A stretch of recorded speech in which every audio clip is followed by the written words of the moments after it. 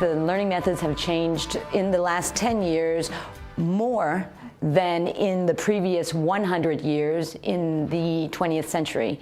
We've moved from a traditional classroom approach where the instructor is the center of attention to a more student-centered or learner-centered type of learning, which means that the learner is more responsible for his learning, so that the methods reflect this change or shift in paradigm.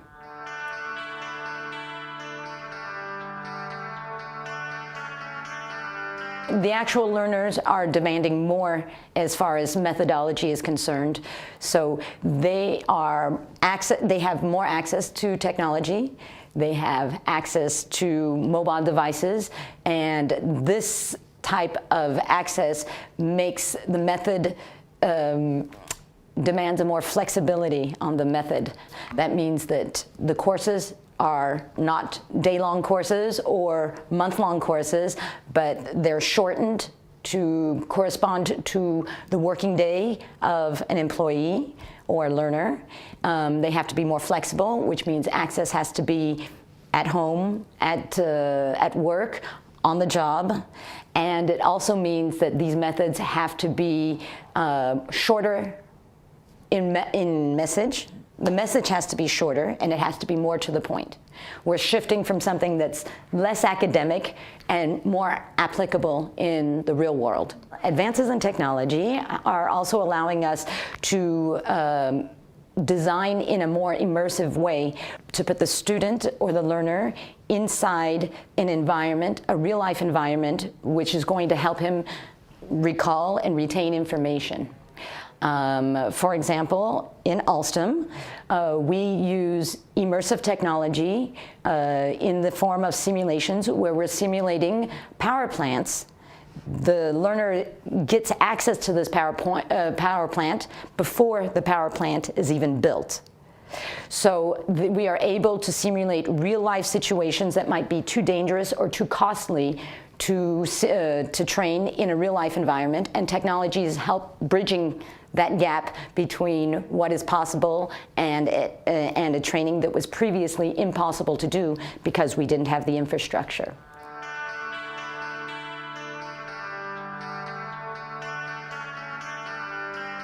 There's a great movement towards what we call M-learning or mobile learning, where we bring training into personal devices, whether that be a tablet, their iPads, iPhones, even Blackberries can do it.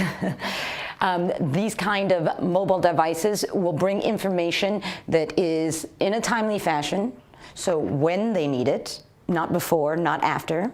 The second movement is into this integrated or simulated world where we're going to use more and more on-the-job training for augmented reality. This means that when a worker is being faced with a problem and he has to diagnose it, not only will he have the information he will need to make a repair on a machine, but he will have also the capability through this interface with technology to learn how to make the repair if he doesn't know how to do it.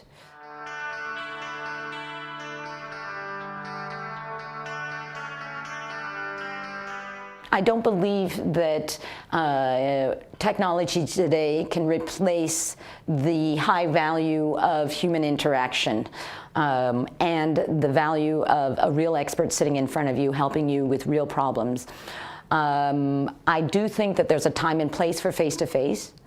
Technology at Alstom today in learning is used to optimize the time we have together.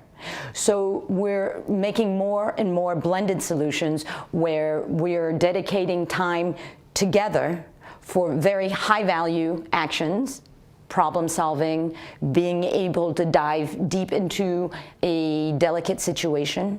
For example, our ethics and compliance training blends both.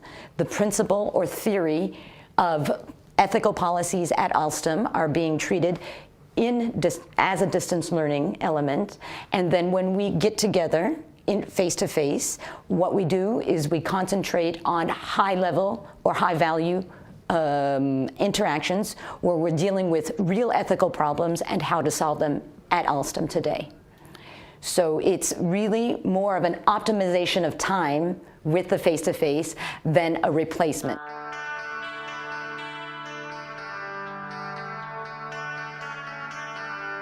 The other side of bringing technology to learning is making our working environment more attractive for employees. This means it might be easier to recruit and retain personnel. Engineers expect a high technological environment because that's what they're working in and that's what they're producing for us. We are a technology company. If we'd like our engineers to be able to meet the challenges and be innovative, then we ourselves have to reflect that in how we train them and how we treat them and how we develop them. We have to make the content more accessible, easy to use, and user-friendly. Without these elements, we're not responding to the actual tendency in the Web 2.0 world, which is, I don't need to get it from an authority, I can get it from a peer, I can pull the information to me, and I can learn from others through collaboration. Those are the major shifts that I'm looking at today and that we're trying to respond to before it becomes an issue at Alstom.